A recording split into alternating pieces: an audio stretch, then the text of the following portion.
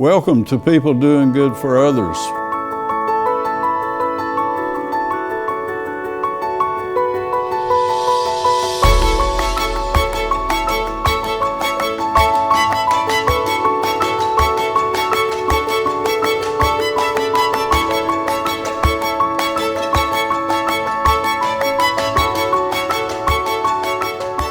Good morning. This is People Doing Good for Others, where we honor and celebrate, hold in the light those who truly make significant differences in our communities.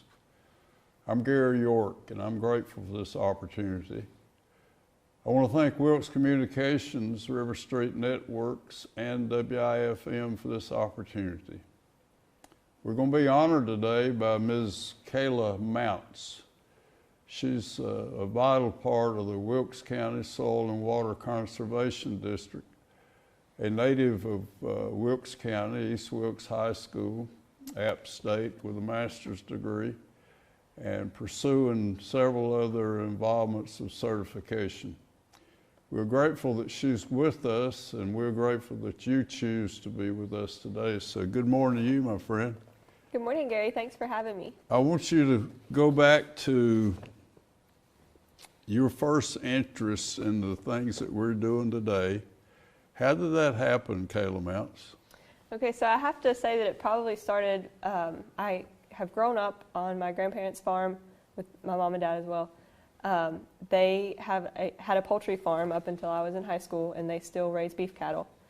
So my interest in agriculture started early, and when I was in 5th grade, I participated in the poster contest through Wilkes Soil and Water Conservation District. And even through middle school, I participated in the education programs that Wilkes Soil and Water Conservation District offers.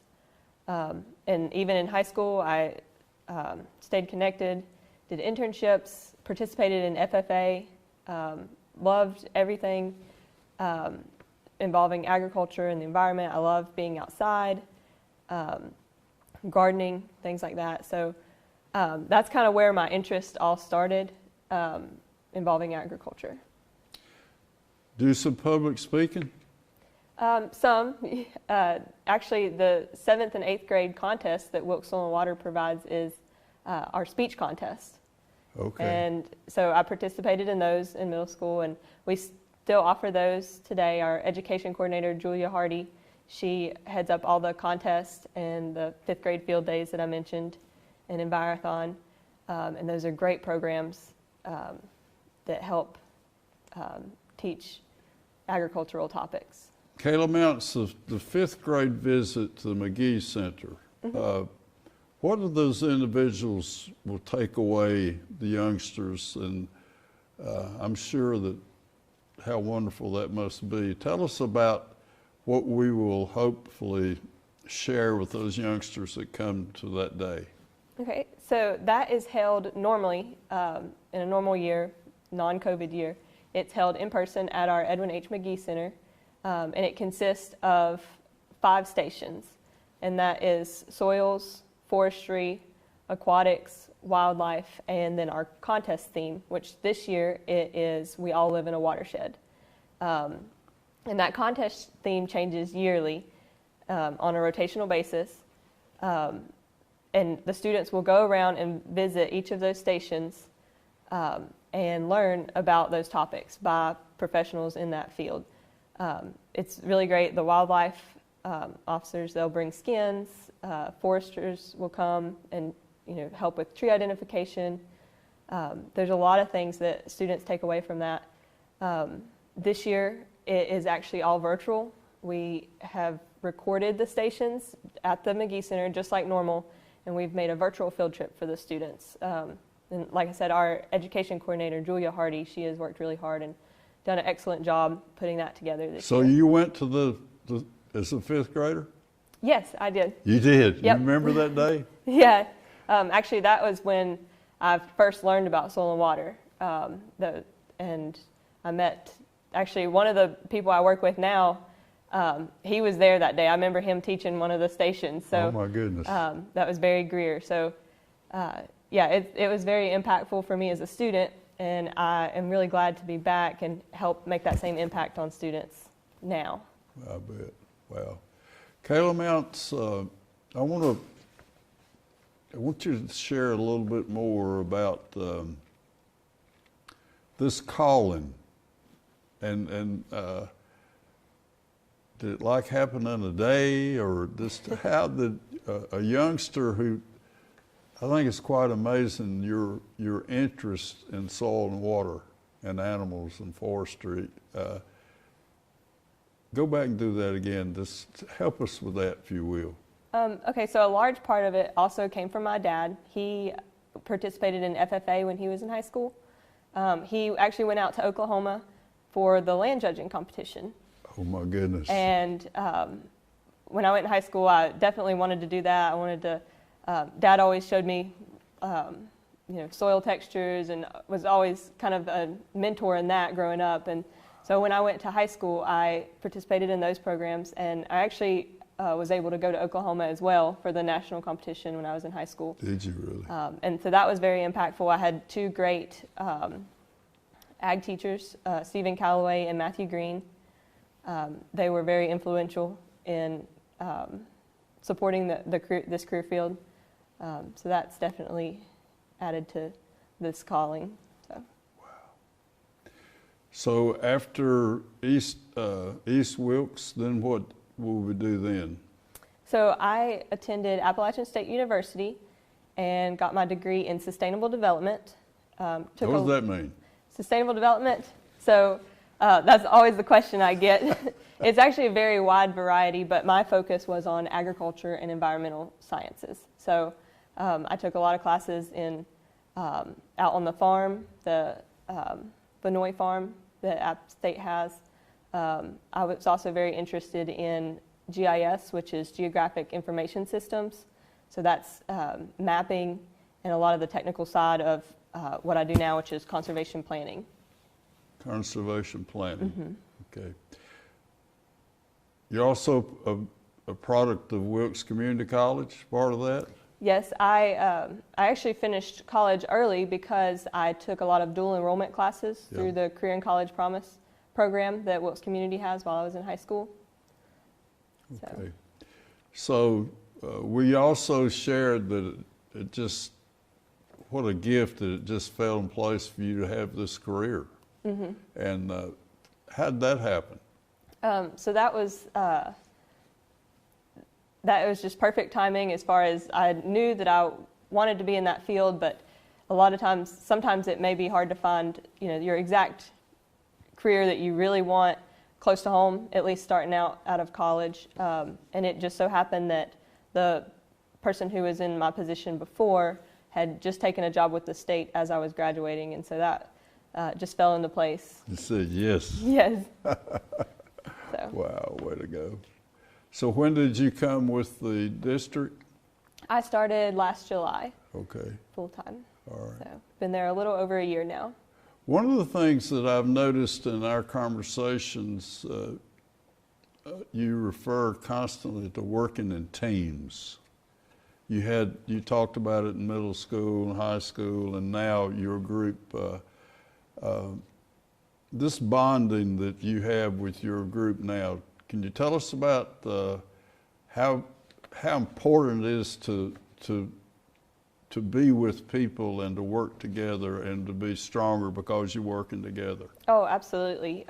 Everyone has different education and experience, as a background, and so I think when you bring those different educations and backgrounds together, you're able to accomplish a lot more and do the best at it. So, for example, everyone that I work with at the office, they all have strong backgrounds, whether it be in education or conservation planning or financial management. It really works together. Now, do you have you mentioned a moment ago conservation, that is a focus. Tell us what a day is like.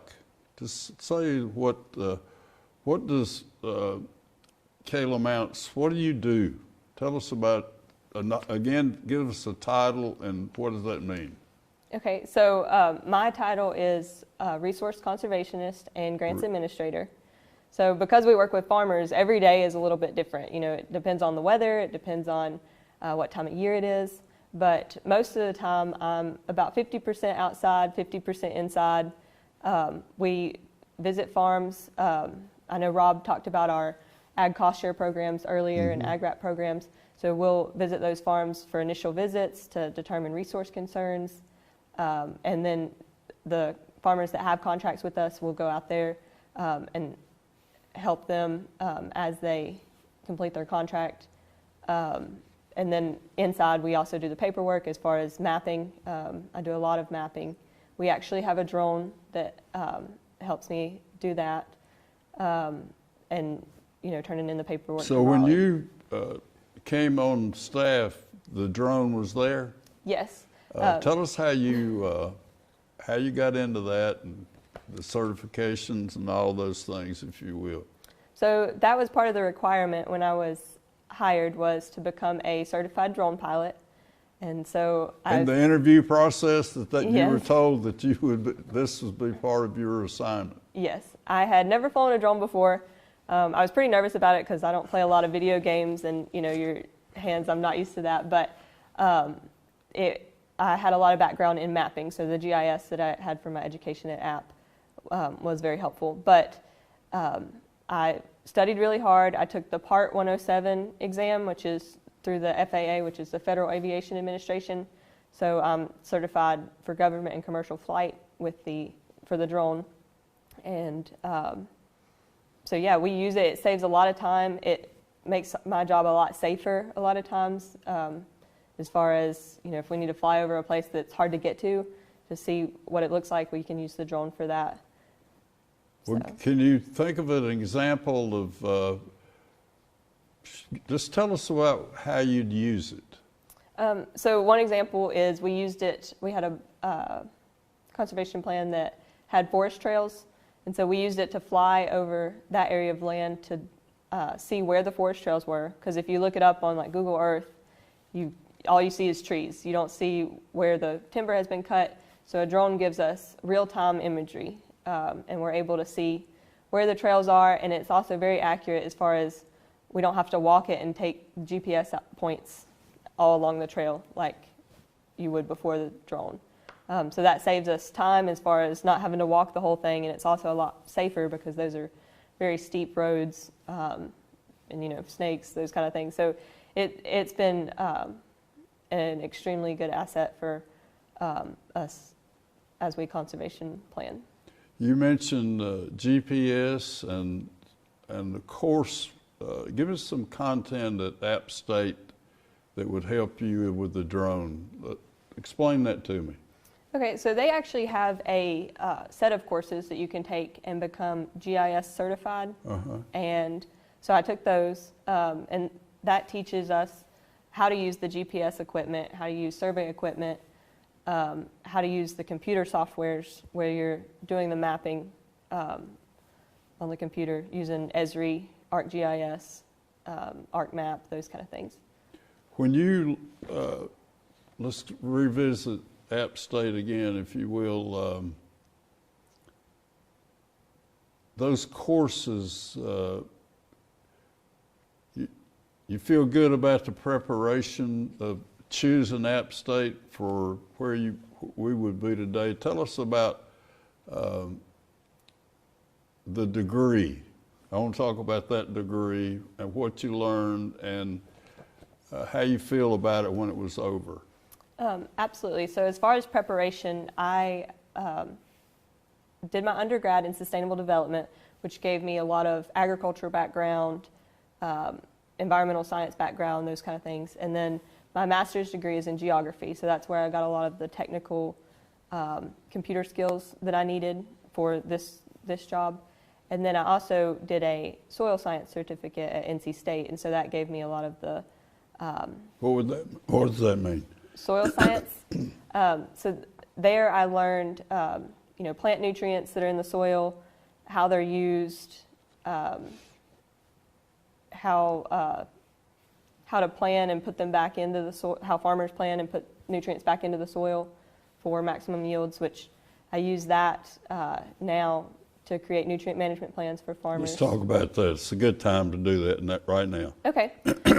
So the nutrient management plans, I write those through Wilkes County Water, and what that does is it tells the farmers will bring me soil samples, and I'll use those soil samples and the maps where they've taken those soil samples to determine, okay, these are the nutrients you have in the field. So the main nutrients for plants are nitrogen, phosphorus, and potassium. So when you buy fertilizer, you see, 10, 10, 10, or, and that's your nitrogen, phosphorus, and potassium. So that tells me what's in the soil, and then I'm able to use my background knowledge and the computer softwares to determine what needs to be put into the soil. Or a lot of poultry farmers have litter that they can spread that puts those nutrients in the soil. So it tells them how much they can spread without overspreading, so that it doesn't get in waterways and things like that, but also increases their yield. Kayla, you're also involved in the farmers that move the litter out of the houses, and what are we going to do with it? Tell us about that program. Exactly. So that's one of our best management practices for our Ag Cost Share program. We do dry stacks and composters. Dry stack, that's the word we want to remember. Right. Dry stacks are where the extra litter is stored when it's taken out of the chicken house until it can be land applied at a proper rate based on their nutrient management plan. And then a composter is where they deal with their mortality, and they use litter to help compost that so it can be land applied later. And the reason that those are important is because they aren't allowed to leave litter uncovered for more than 15 days. We don't regulate that, but we like to help. Like Rob mentioned earlier, all of our programs are voluntary. So if they need a place to store it, they can come to us. Do that one more time about the days and are not allowed to do. Tell us. So do that again. Litter can't be left without a cover for more than 15 days. Okay. And so a dry stack is a place for them to store the litter until they can apply it to their cornfields or whatever. Dry stack, is that like a building? Yes. It depends on the size chicken operation, what size the building is, but it's just an open air. And it can be covered, you said, with a tarp or something? Yes. Could be. Yep, to meet that 15-day requirement. Okay. Now, give us a lesson in chicken litter. Another use for it, or what would if I'm a big corn farmer, tell us about chicken litter and usage of it. Okay, so chicken litter is extremely high in nitrogen, so it's actually a very great natural fertilizer for crops such as corn.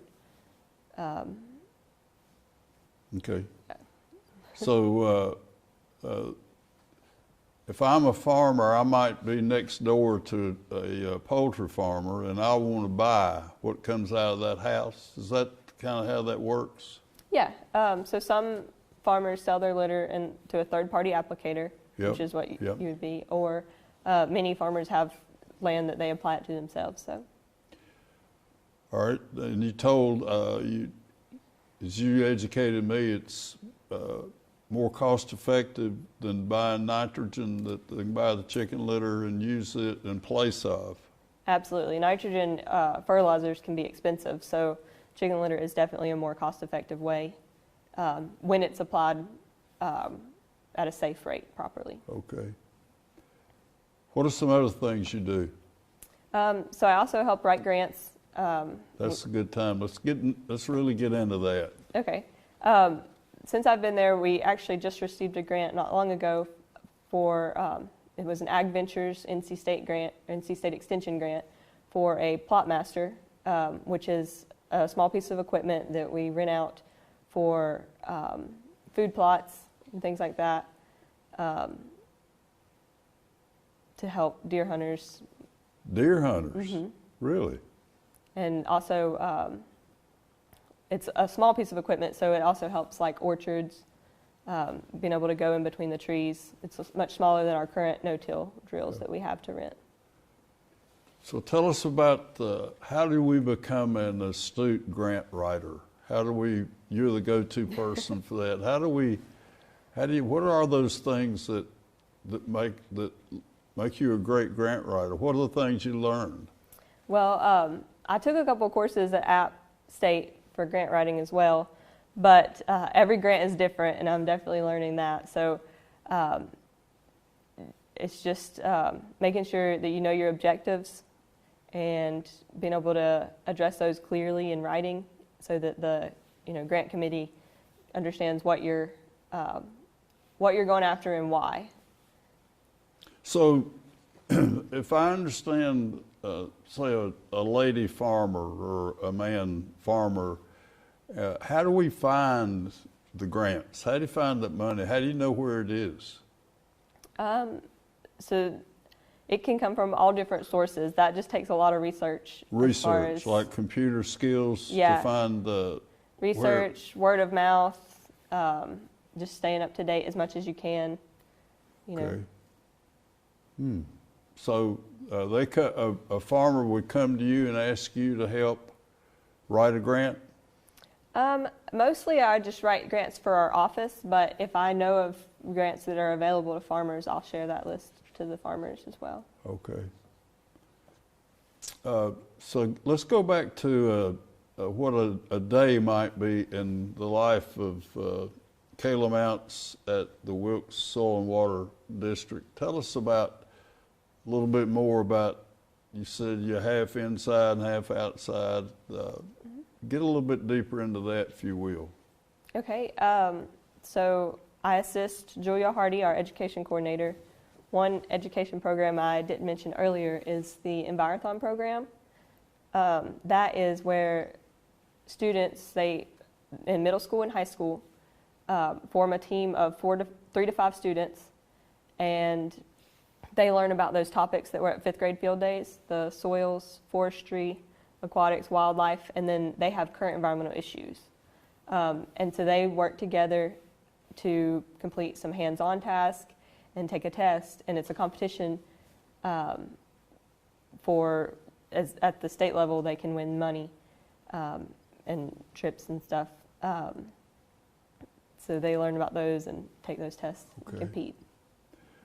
Would you spend time going back into the high school or the middle school and doing seminars and things with kids now? Before COVID, we did.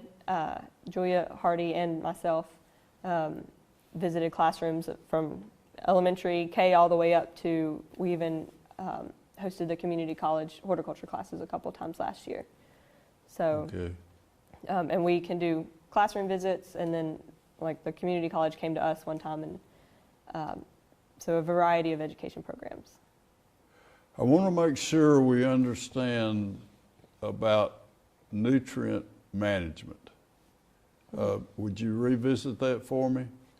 Okay, so the nutrient management is just telling the farmers, or not telling, writing a plan with the farmer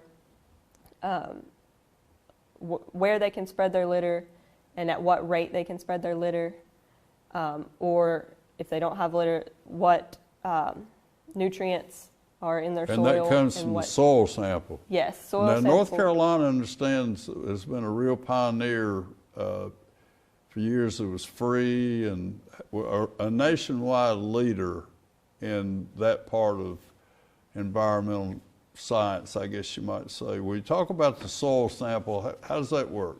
Okay, so a soil sample is taken, you want to take it uniformly over the field, and you're going to just bore about 6 inches into the soil. And how many places in a field? Just evenly spaced, so you get a uniform sample. Okay. And you're going to put it in a bucket and mix that soil together, so you get a uniform sample. And we have boxes at our office that you can pick up, and you're going to put that soil in the box, and you label your sample number, so you'll remember, where you took, this sample's from field 1, this sample's from field 2. And then you send that off, and it's free until Thanksgiving, and then I think it's $4 a sample from Thanksgiving until April. And that's sent to the soil lab in Raleigh. And from that, they'll send back a soil test report, and that's what tells me as a nutrient management planner okay, there's this much nitrogen, there's this much phosphorus or potassium or copper or zinc. Those are some of the things that we look for as well. So you're deeply involved in computers and things when you're doing these assessments for the nutrients? Yes. Our computers have a software that help us keep track of the thresholds, and then if there's buffers, like say a forested buffer between the stream or the Ooh, I stream want and you to get into that. Get deeper into buffers. I'm a big fan of buffers. Yeah, so buffers are a great way to make sure that, as Rob mentioned earlier, the soil stays where it's supposed to stay and the water stays clean where it's supposed to stay. So a buffer is just an area between like a field and a stream. So if I ride helps by filter. this beautiful field, they may have had beans over here and corn over here, and then there's a green spot. Mm-hmm. Is that do you plant that, or what's going on there? So a green spot could be a grass waterway or a place for like any fertilizers or nutrients that are applied to the field. That helps catch those before they run into a waterway. Gotcha. So that keeps the water cleaner and keeps the nutrients where they're supposed to be. So the farmer, I know we encourage him to have them. Will he want you to prescribe how you do it, or how does that work? A buffer. A buffer? Yeah. So as Rob mentioned earlier, we do technical assistance calls if they're unsure how to establish a buffer or where to put a buffer. There you go. We can help share our knowledge on how to establish it or where to put it. Tell us about Dennis Huggins. So when I was in high school, I was participated in the UTA and T3LC. Yeah. And Dennis is great. How'd you get involved with Dennis? How'd you get involved in that? He was over those programs at the time when I was in high school. Okay. And since then, my sister has been in those programs as well. They are absolutely wonderful programs. I learned a lot about the county, and just actually I learned a lot about grants there too, Yeah. and how they work. So that was some good knowledge as well. Tell us about your sister. So my sister, she's currently at UNCG. She's an entrepreneurship major. I'll put in a little plug for her. She sells barn quilts. Her name's Brooklyn. Brooklyn Mounce, yeah. Bees Barn Quilts is her business that she has. Now, some of us might not understand that. What is that? What does she do? So a barn quilt is 3/4 inch plywood, and she draws like a quilt pattern. She makes custom barn quilts. So whatever colors and pattern that the customer wants, she'll paint. So, an entrepreneurship, where was she, what would be the next step for her after you're in CG? You have some ideas? I don't think she knows yet. She's still thinking about that, but. I know she was involved in an incredible weekend with David Brooks and the Aspen Institute, and the chance to go to Washington, and I'll always remember Brooklyn with that opportunity. So I want to thank Wilkes Communications and River Street Networks and the opportunity to have you here and the things that I've learned today. So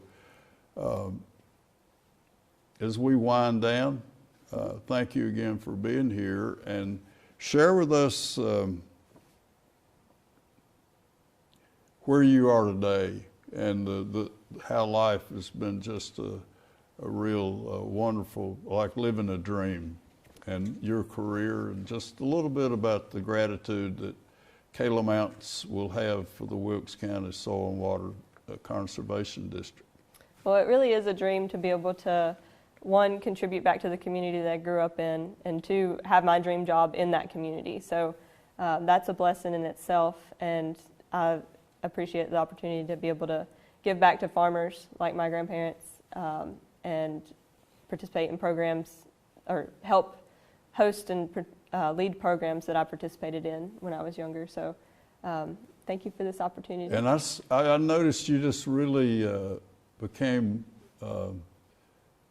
really intense when I mentioned about the young people and opportunities to go back into schools when we weren't in COVID, but end with going back in some of those schools where you may have grown up coming through, and the opportunities to help youngsters, say that fifth grade bunch.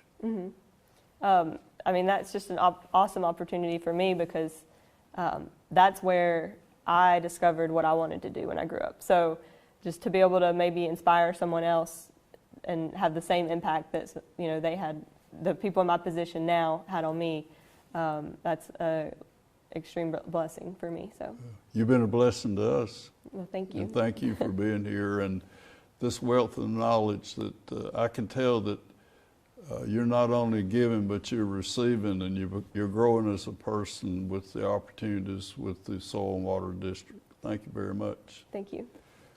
Kayla Mounce from East Wilkes High School, App State, with a master's in geography. She's a part of the Wilkes County Soil and Water Conservation District. She's matters significantly in the lives of others and enjoys giving back and being a teacher.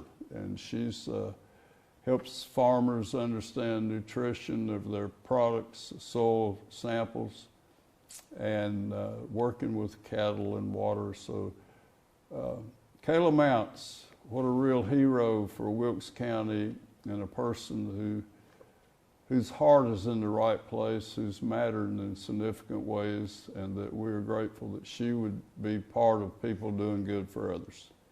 Thank you very much, and promise to be with us in our next series, and stay safe. Thank you.